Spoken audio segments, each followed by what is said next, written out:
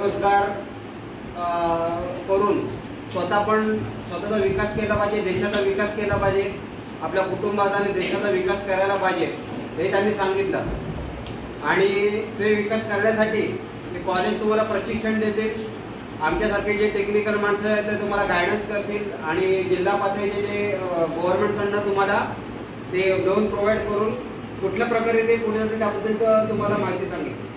आता मी स्पेशली इकडे आलो आहे ते वेल्डिंग क्षेत्रामध्ये तुम्ही काय काय ऑपॉर्च्युनिटी ग्रॅब करून पुढे जाऊ शकता, मी त्याबद्दल आज तुम्हाला माहिती देणार आहे। पहिली गोष्ट, इथे वेल्डिंग ट्रेडमध्ये प्रशिक्षण घेणारे किती विद्यार्थी आहेत त्यांनी हात वरती करा। अच्छा, आणि फिटर किती ह्याच्यामध्ये? फिटर मध्ये कोण आहेत? फिटर मध्ये आहेत कोणी? अच्छा, तर जी मुलं वेल्डिंग